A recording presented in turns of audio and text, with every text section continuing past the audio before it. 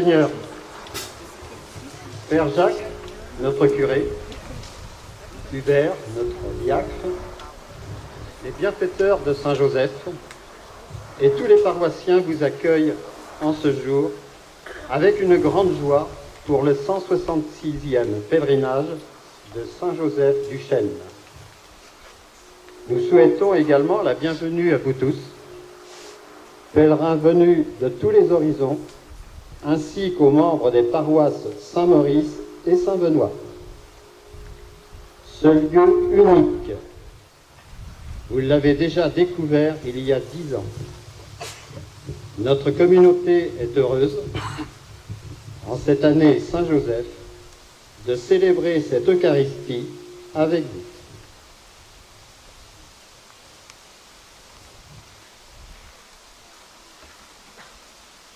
Ce beau sanctuaire avec Saint-Joseph présent au milieu du chêne. C'est assez original. Je crois qu'il n'y a pas beaucoup de sanctuaires à Saint-Joseph, dédiés à Saint-Joseph en France, qui ait cette originalité. Mais nous sommes rassemblés, comme nous l'avons chanté à l'instant, venant de tous les horizons, même si probablement nous sommes plus nombreux venant des paroisses locales, particulièrement cette année qui est consacrée à Saint-Joseph. Et il est bon aussi, au fond, de nous confier à son intercession pour apprendre à découvrir quelle est la volonté de Dieu pour notre Église, pour chacun de nous. Humblement, au seuil de cette Eucharistie, nous nous préparons à la célébrer en reconnaissant que nous sommes pécheurs. Seigneur, élevé dans la gloire du Père, où tu intercèdes pour nous, prends pitié.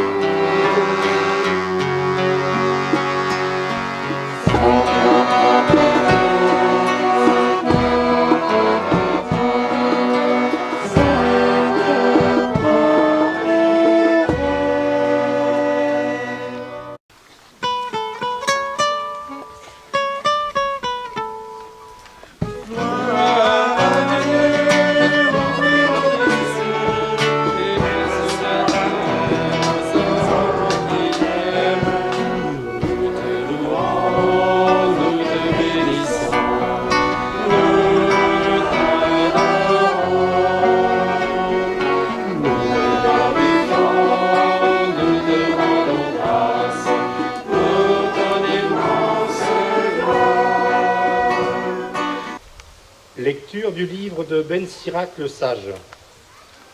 Mon fils, accomplis toutes choses dans l'humilité, et tu seras aimé plus qu'un bienfaiteur. Plus tu es grand, plus il faut t'abaisser. Tu trouveras grâce devant le Seigneur. Grande est la puissance du Seigneur, et les humbles lui rendent gloire. Ne cherche pas ce qui est trop difficile pour toi, ne scrute pas ce qui est au-dessus de tes forces. Seigneur, qui séjournera sous ta tente. Seigneur, qui séjournera sous ta tente. Lecture de la lettre de Saint Paul apôtre aux Romains. Je vous exhorte donc, frères, par la tendresse de Dieu, à lui présenter votre personne tout entière en sacrifice vivant, saint, capable de plaire à Dieu. C'est là pour vous la juste manière de lui rendre un culte. Ne prenez pas pour modèle le monde présent, mais transformez-vous en renouvelant votre façon de penser pour discerner quelle est la volonté de Dieu. Alléluia, Alléluia, Alléluia, Alléluia.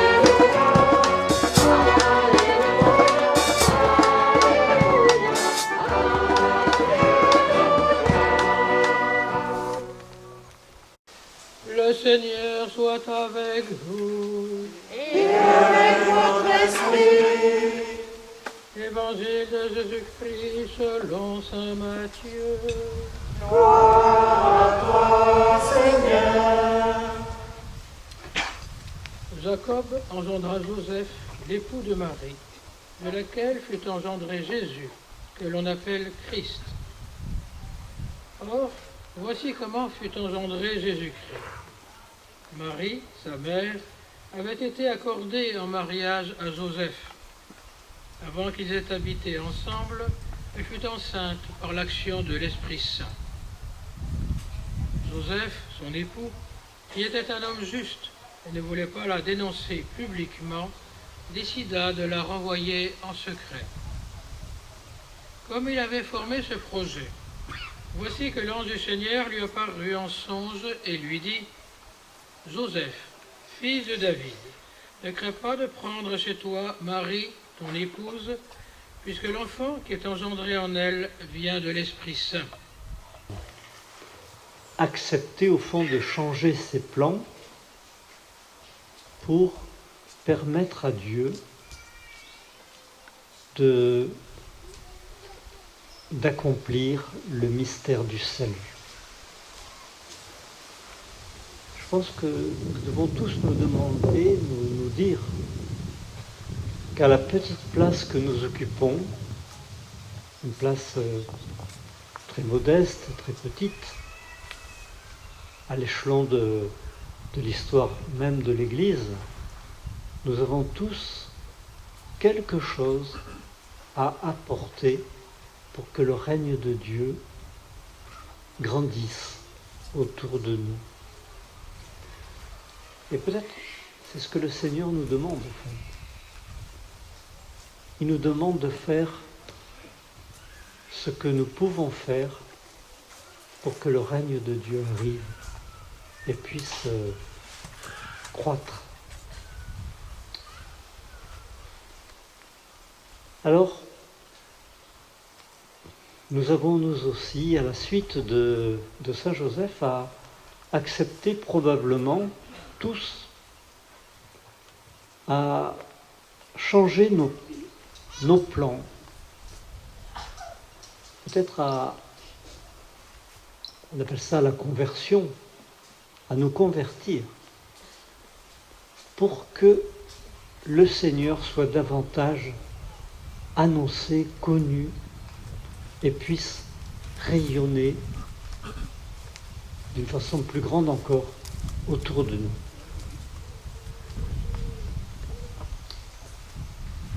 Nous savons que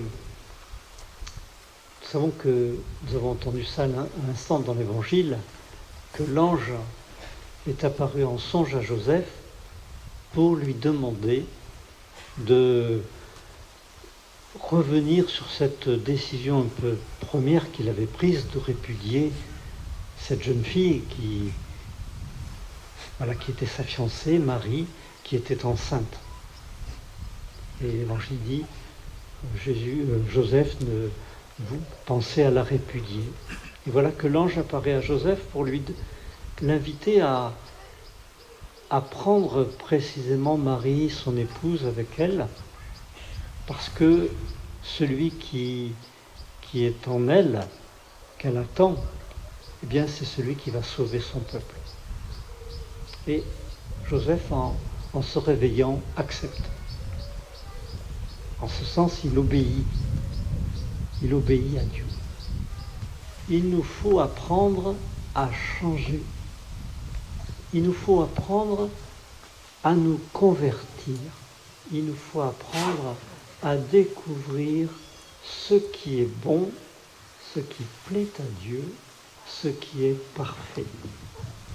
Et vous le savez tout aussi bien que moi, cette exigence, cet appel, eh bien, elle nous est demandée, bien sûr, mais elle est à notre portée, à la mesure de notre capacité de grandir dans la volonté de Dieu.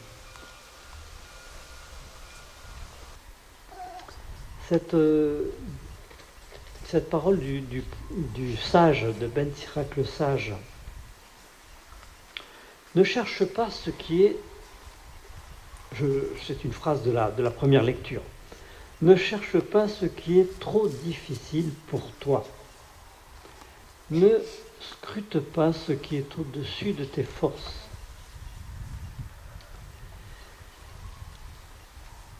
Justement, accomplir la volonté de Dieu, être dans l'obéissance, eh bien c'est faire ce qui est peut-être non pas le plus facile. Encore une fois, c'est difficile d'être un saint, mais de faire ce qui est le plus simple. Le Seigneur ne nous demandera jamais quelque chose qui est au-dessus de nos forces. Alors que, peut-être, vous en avez fait aussi l'expérience, le monde présent est parfois très dur pour nous, parce qu'il nous impose une façon de faire, une façon de penser, qui vient précisément nous empêcher d'être simples et d'être heureux. Ne cherche pas ce qui est trop difficile pour toi. Saint Joseph, probablement, a beaucoup à nous apporter dans cette simplicité qui a été la sienne. Au fond, s'il avait suivi le monde présent, ben voilà, s'il avait écouté sans doute des grands experts en psychologie autour de lui ou des sciences humaines, on lui aurait dit, mais enfin, voilà ce qui arrive, il faut laisser tomber Marie. Il n'a pas fait. Il a écouté Dieu. Et je crois que, en ce sens, il a permis au règne de Dieu de grandir autour de lui. Voilà, chers amis, frères et sœurs, tout ce que peut nous apporter Saint Joseph. Et au fond, si nous sommes rassemblés aujourd'hui, c'est pour le prier, pour lui demander de nous soutenir dans notre vocation chrétienne, qui n'est pas toujours facile, qui est exigeante, mais qui est si belle, en tout cas très simple. Demandons à Saint Joseph de nous aider à nous simplifier et à le suivre dans cet appel à la sainteté. Et il monta au ciel, il est assis à la droite du Père. Pour juger les vivants et les morts, son règne n'aura pas de fin. Je crois en l'Esprit Saint, qui est Seigneur, qui donne la vie.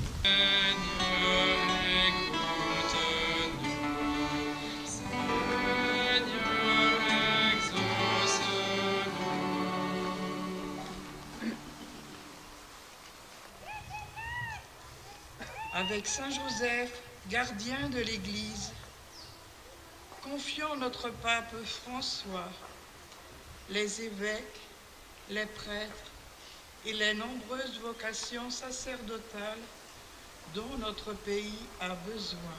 Notre terre, pour ce monde que tu nous donnes à aimer, partager et respecter. Seigneur, écoute-nous.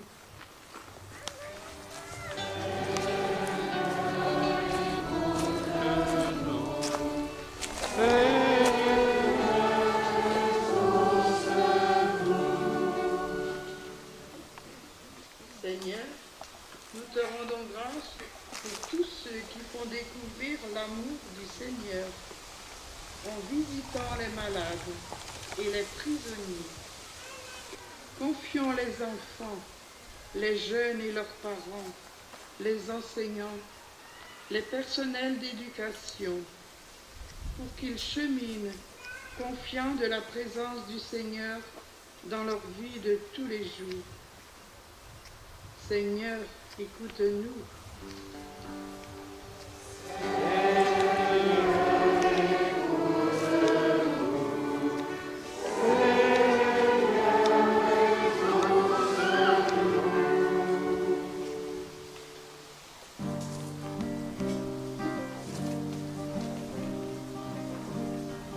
Rêvons-nous de toi, Joseph, homme choisi, pour être les gardiens de Jésus, de Marie. Quelques mots d'évangile et nos corps nous angoissent à marcher sur le fil de la foi de l'audace.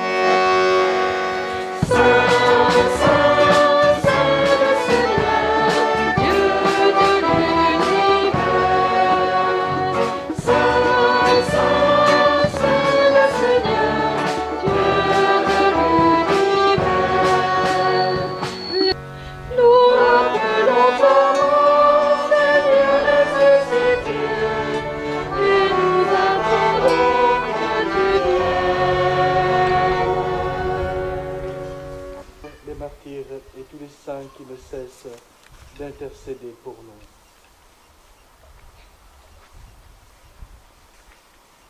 Et maintenant, nous te supplions, Seigneur, par le sacrifice qui nous réconcilie avec toi, étends au monde entier le salut et la paix. Affermis la foi et la charité de ton Église au long de son chemin sur la terre. Veille sur ton serviteur, le pape François, notre évêque Emmanuel qui préside cette célébration, l'ensemble des évêques, des prêtres, des... Par lui, avec lui et en lui. Amen. À toi, Dieu le Père Tout-Puissant, dans l'unité du Saint-Esprit.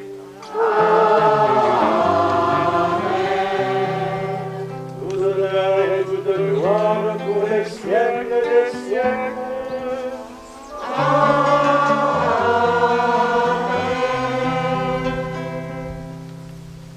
Père, qui es aux cieux, que ton nom soit sanctifié, que ton règne vienne, que ta volonté soit faite sur la terre comme au ciel. Donne-nous aujourd'hui notre pain de ce jour.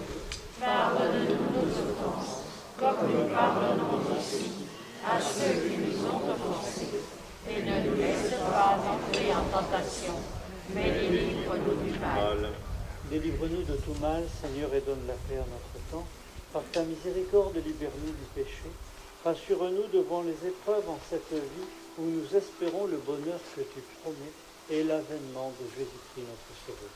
Car c'est à toi qu'appartiennent le règne, la puissance et la gloire, pour les siècles des siècles. Et avec votre esprit. Dans ce jour de fête, nous pouvons, en respectant des règles, échanger un signe de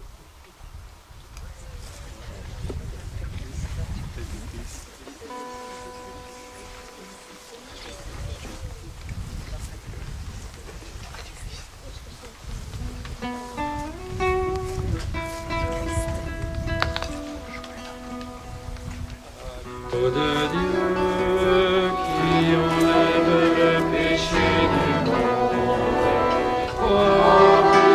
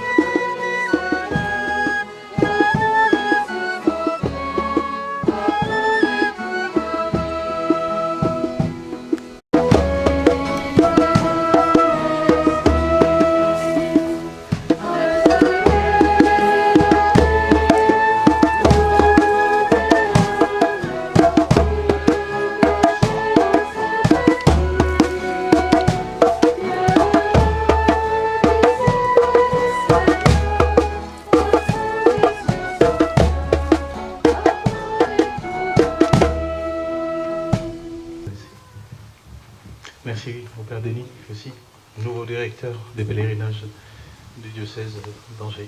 Merci pour votre présence. À présent, je voudrais donner quelques indications pour la suite du programme. Au pied de la croix, nous retrouverons tout à l'heure pour nous retrouver puis envisager, donc, comme l'a dit Père Jacques, la suite de la journée.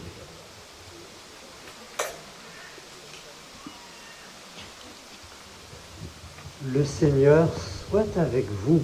Et avec votre esprit. Que Dieu, dont l'amour est tout-puissant, vous bénisse. Le Père, le Fils et le Saint-Esprit.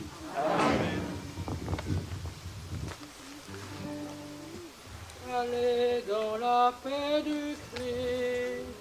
Nous rendons grâce à Dieu. Ah.